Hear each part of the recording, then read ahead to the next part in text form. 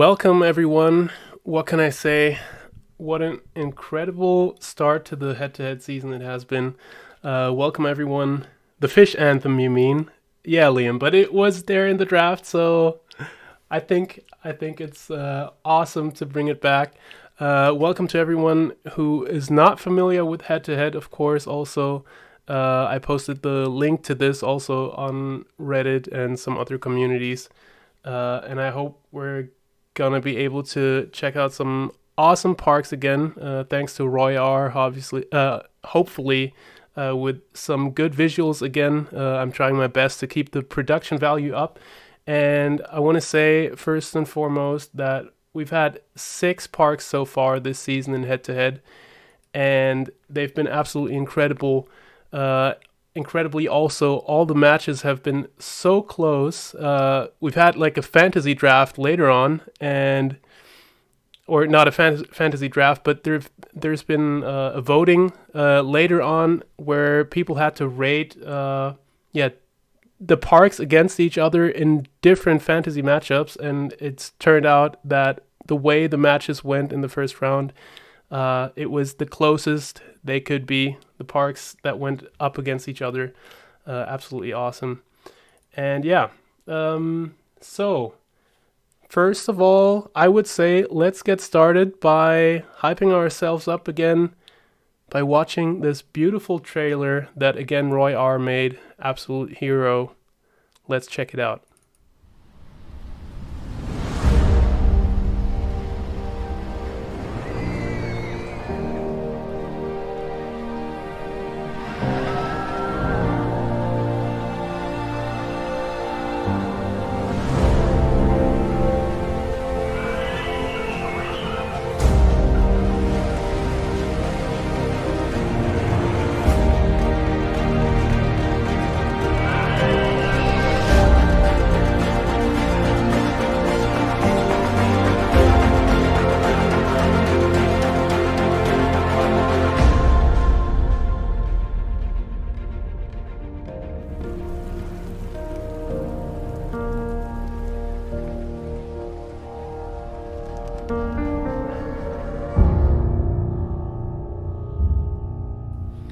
And as it was during the draft also, after watching this trailer, if you're not hyped, then I don't know what.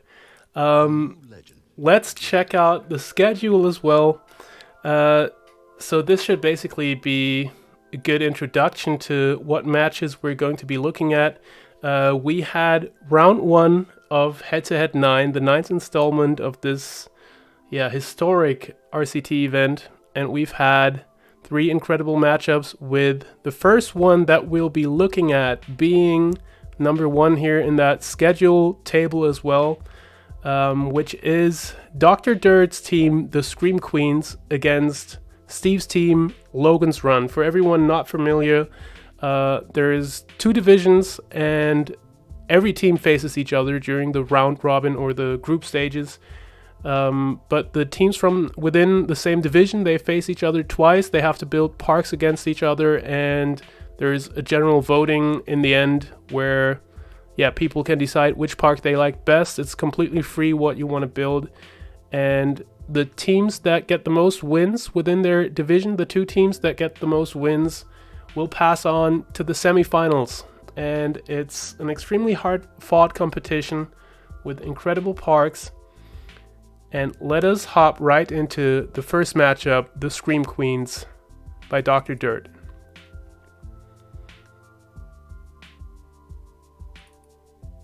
Against Steve's Logan's Run.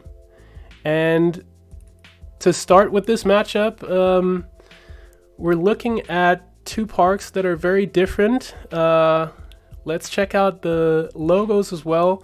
So for the Scream Queens, we have Drowned, the park that you will first see, by Alex, CC9, and Robbie92. That already is probably the sickest lineup out of all of these parks when it comes to builders. Not saying it turned out the best park in my opinion, but it's 2 players who on NE got that legendary park maker status. the best of all times, pretty much, with Alex and Robbie, and then CC9, obviously not to be underestimated, is a current admin and big in the community as well, a big player too. So that's a huge park, going up against The Good Death by Logan's Run. Absolutely beautiful logo, and the logo too gives a hint for both of these parks, what we're going to be looking at. And I will now open the parks in RCT. Give me 1 second. And of course the music should stop as well. Alright, I think we're ready to go. And we're looking at Drowned by the Scream Queens. And I'll turn off the overlay as well. That's you, yes. So we're looking at Drowned by the Scream Queens, and I think I'll have to turn the sound actually a bit more quiet. I don't know how well you can hear me. But yeah, looking at Drowned by the Scream Queens, and what you will see is that this is, London pretty much, in a flooded post-apocalyptic world. Some incredible technical skill at play here, while I try to make RCT even a bit more quiet. Let me know if it's too quiet to really hear anything. Then you gotta tell me. Why is there not more trash in the water? 1 out of 10. That's actually something I agree with, but I will start with my general first impression. So obviously all of these reviews that I'll be giving these parks are absolutely subjective opinions. None of it is necessarily correct. Interestingly, and we will see that later on, one of the other parks, and they're all sent in at the same time, one of the other parks is actually also a flooded city, and that will be Venice. Well, this is London. Welcome Kati as well. So this is London, and we see two of the main sides of London here, with the London Eye and the Big Ben, or Houses of Parliament, next to it. And we also see that while the city was flooded, or after the city was flooded, there is a huge jungle vegetation that is now in place, where there was a very urban area at first. You don't even see the former street level anymore. It's all jungle and all repurposed habitation space, basically. You can tell through these containers and all of these repurposed homes that the people that lived here tried to bring back the housing that they lost due to the flooding, and that's a really cool idea, so definitely props for that. I think that's very special and not necessarily something that's been done before a lot, and also just the technical detail or the smoothness of the park, and starting with just how the map fades over here is absolutely incredible. Generally, technically so good, with everything being super clean. There's not a texture that was put wrongfully in this park. Soap and Butter Sandwich, definitely download them. You will find them on NE Designs. They're all worth looking at, and there's definitely not a single texture that they didn't think about when they placed it on this park. It's all super well done in terms of constructionism, in terms of knowing how to stack these on the existing buildings. One of the builders of these parks I know is an architect, Robbie, that is. Sorry to disclose that here, but then I think Alex, an artist, and it just shows that they are super artful or artsy people coming together here, and I think the overall picture is awesome. But I think that I do have a criticism for this park, and that is that it doesn't feel enough like London to me.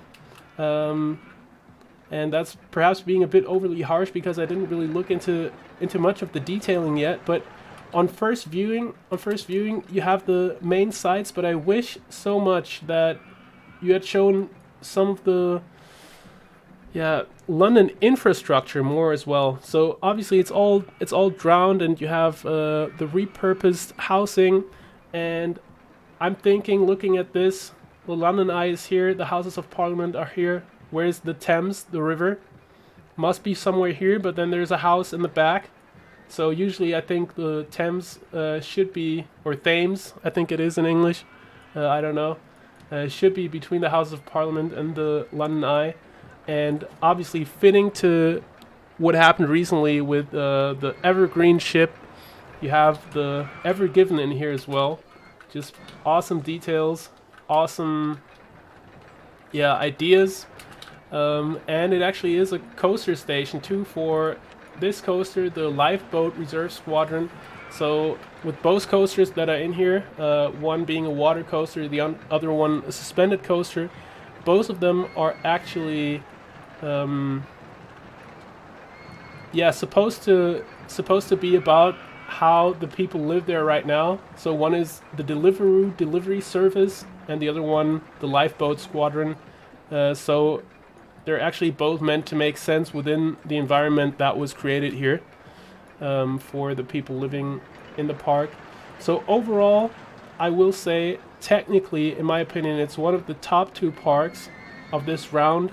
Technically, in this case, for me, means in terms of the micro aesthetics.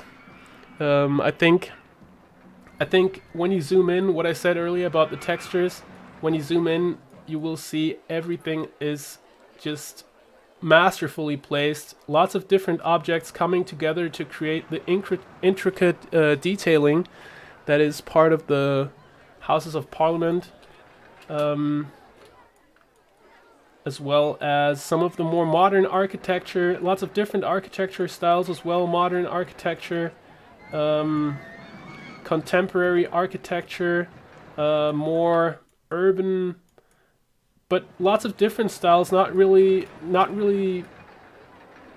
I wouldn't really say that it feels like, and that's one more criticism I have, I wouldn't really say that it feels like one specific area of London, but I'm probably offending Alex with this, who is British himself, who will know a whole lot more about London than I do. But I just wish that more of the street level and more of the infrastructure was readable to make it seem even more like London.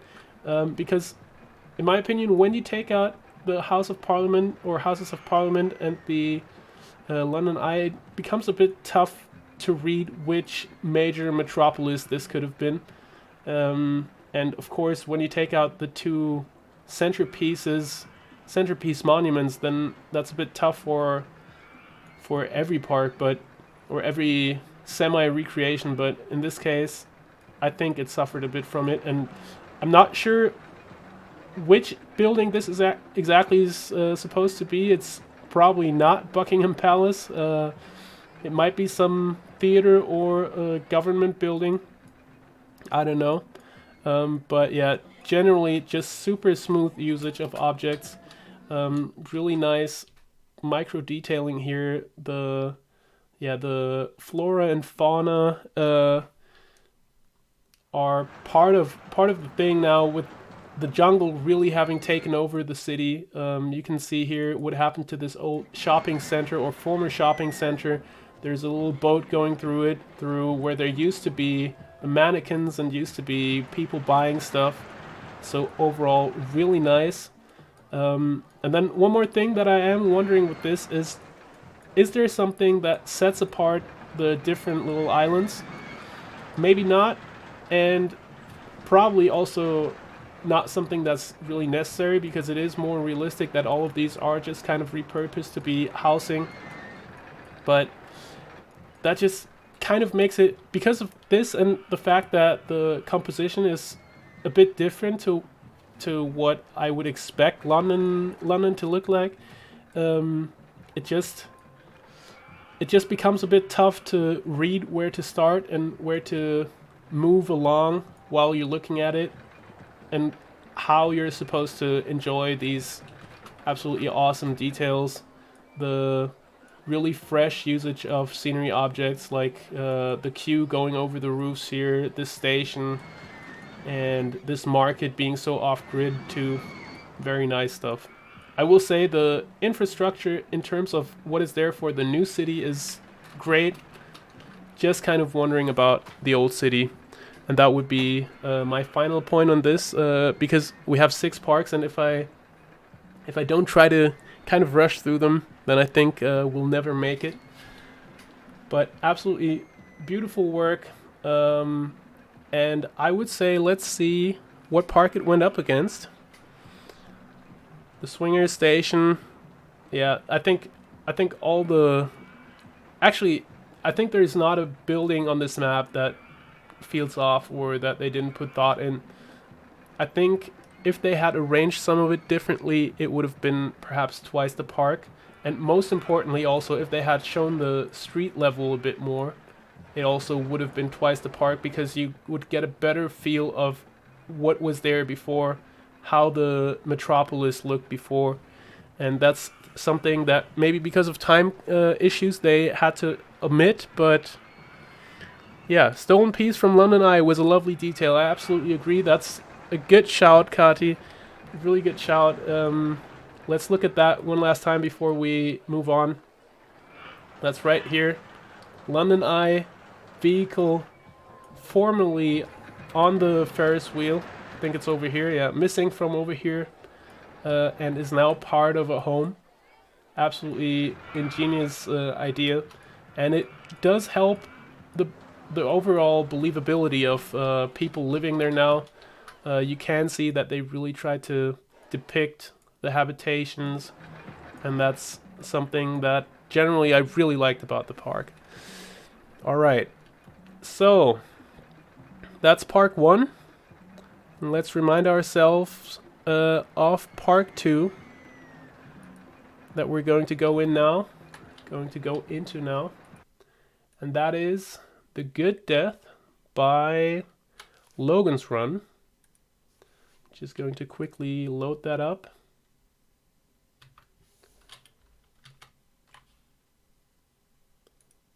And welcome to The Good Death by Logan's Run. And as you can see, a very different aesthetic from the first park, from Drowned. The Good Death, interesting name is the first thought, and in my opinion it instantly becomes clear why they picked that. The logo was already kind of funny with the skull mixed with the flowers. First thought was something around, is this supposed to resemble like the circle of life or something? There is new life coming wherever somebody passes. And as you open this park, and I don't know if you've seen it by now, a lot of people commented that they didn't see it. A lot of other people or didn't instantly see it. I think it's definitely well depicted. The main centerpiece, or the centerpiece on this map, is definitely the skeleton here. The skull, the torso, and one hand of a huge skeleton that is, engraved into this valley, or into this, the area around this river. And as it slowly, fades away in time, you can see how nature takes back everything, and how there's flowers blooming on it and trees growing out of the area where the skeleton is. You would have to think the torso is already pretty much below the river as well. It is missing the lower body, but as well as the other hand and the arms, but overall really cool idea and really cool placement on the map. And of course also something you instantly see is how this wooden roller coaster, the Moss, obviously themed to or named after the moss, slowly taking away the skeleton here. The moss it beautifully goes over and around this skeleton. Really cool integration. And I think one thing that is very easy to spot as a difference between these two parks is that this one, in my opinion, isn't as well crafted technically, in the sense that every piece is necessarily as purposefully placed as in Drowned. And that's not to say that pieces were kind of randomly placed. I'm definitely not suggesting that. Just simply, the housing doesn't look like it's supposed to really resemble habitational space everywhere. There's the queue going through it. It was a bit different and a bit, more about realistic habitation in Drowned, and here it's more about the overall picture. And I think that's something, while the technicality is a bit less here, I think the overall picture is a lot clearer, and that's what made this match, in my opinion, super close. Because it's just such a well-readable map and such an atmospheric map as the rain sets in. Let me quickly turn it off. Such a super atmospheric map, I have to say. And it's generally also really nice because it's kind of, I think a lot of people commented how it's pretty much a safe map and how they didn't really take that many risks. I think they took a huge risk because they didn't attempt to go overly much into architecture, which is always a good bet at gaining a lot of votes. But instead they went for a very natural feel. They have this centerpiece skeleton, the river that flows through the whole map, one bigger waterfall, and then everything else is kind of just nature taking back what, or nature maybe growing over the dead skeleton here. And also a human village next to it that is, pretty close to natural looking as well. I forgot the word for the, not cult-like, but the religious direction of the people of this village that this would depict. But it's pretty clear that they are living or supposed to be living very close to nature, and they're growing sunflowers. They have a little herd of sheep here, the herd. That's what the ride is called. Butterflies, growing more vegetables, seeds. There's moss and grass and trees all over the place. So living together with nature, and you can definitely tell that even though the village is all over the place here, it's definitely not the main focus, and the spirituality is much more the focus of this map, and that's something that really sets it apart from the very not dry, not meant offensively, but in comparison to this map, I think it is kind of still a fitting word to describe it, to the depiction in Drowned, which was a lot more about the technicality and about analyzing life after the city got flooded. This is less about analyzing how one can repurpose things. This is more about taking what you have, pretty much, and it's more a philosophical take, in my opinion. Even though that might be interpreting a bit much into it, because it's obviously still RCT. But yeah, it's a very quaint and very atmospheric park, and everywhere you look on this map, you have nature really, blooming and looking lively, with the butterflies adding movement, with this object resembling Logan, the dog and mascot of the team, Logan's Run. Beautiful placement here on the graveyard. I don't know what that's supposed to mean. And yeah, the rides all, the ritual here, the rides all looking like they're kind of connected to spirituality. There's this one little scene here which we were already looking at, where there's a necromancer performing a ritual, and a little ghost comes out of the fire, and yeah, people taking their canoe on the river. I will say that the thing that kind of held this back in comparison to the other park for me was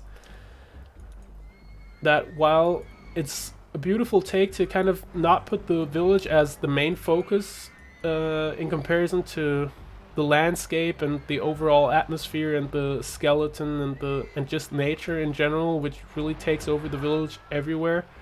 I think you could have tried to add more readable structures to the village, as in, this is probably my favorite area of the village here because you know what it's for. The other houses kind of feel like they're, well, they can be homes, yes, but they feel like they could have a bit more of a purpose. I think it wouldn't have hurt the overall spirituality if you had tried to add like a couple of structures where you instantly see, okay, they're taking this, like the village people are taking this to the next step, like maybe a windmill or something like that here looming over the valley. Just a couple of structures where you feel like, okay, you're learning more about the village.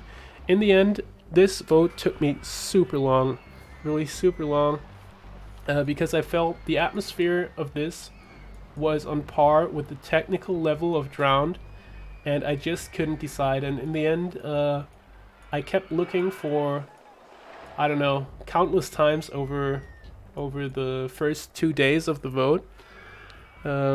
And Liam says he thinks it would have been better to concentrate the architecture into a village with a clear boundary and leaving most of the map in low density natural state. Yeah, I can definitely understand that take too. I think one reason why they didn't do that is that they have the coaster station here, but yeah, all of these buildings in theory wouldn't need to be here. They could also be further over here. I guess maybe they didn't want to ruin the spacing between the buildings, which makes them so natural, or makes it look so natural. Had they cluttered it up a bit more in one area only, then maybe it wouldn't have been so easy for nature to still be the centerpiece.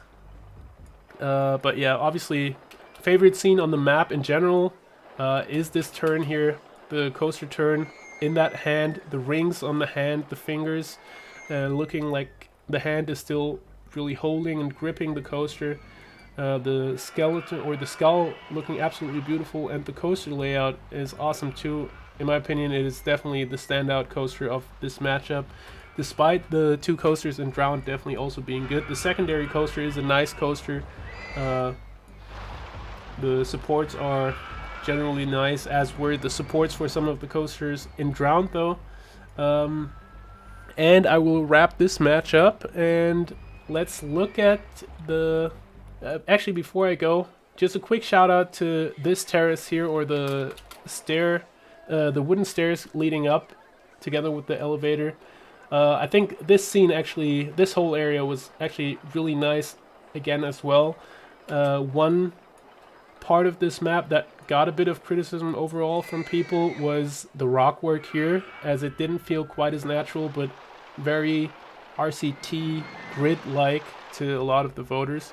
I looked at this with my girlfriend, and she was in love with the theme, but she said the same about this, and she's not that much into RCT, obviously, but she instantly pointed this out to me as well, and I think I agree with this. And another thing that, before I wrap it up, that I found a bit sloppy is, and I don't know why you did this, because you didn't have to do it. You have like a bunch of different bridge designs.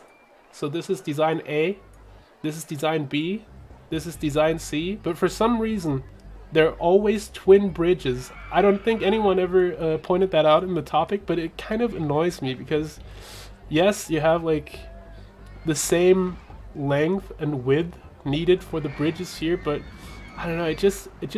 Didn't look like they wanted to go out all out with construction here. The builders could have tried something new. This also twin bridges pretty much. These actually look fine because they're a different width. And then you have these, which are also again kind of the same bridge right next to each other. Bridges right next to each other. That kind of, yeah, twin bridges, 1 out of 10 exactly. All right, so let's wrap up this match, and I'll quickly pull up the score for it. And 1 second. Stop this, and this is the final score of the match, and the Scream Queens Drowned won the match in a very close vote, 43-40. The Scream Queens got the win, and I will say I actually voted for Drowned as well. It sounds like I had a lot more criticism for Drowned, or maybe it felt like it while I was talking about it, which also might be in parts because when this was released, I already had seen our park, my team's park, which is also pretty much the same topic, Drowned City, repurposed habitational space, and I felt there were a lot of things that they could have still done with it that I would have loved to see in Drowned, whereas I felt the concept for Logan's run for the Good Death was a bit more maxed out, so to say, but at the same time it just was so close that I just couldn't vote for the Good Death before taking more time, and then I looked and looked and looked, and in the end, the longer I looked, 2 days, I still kept finding new scenes and new micro details in Drowned, which made me want to vote for Drowned in the end, and that's what I did. It was a super close matchup, two very, very nice parks.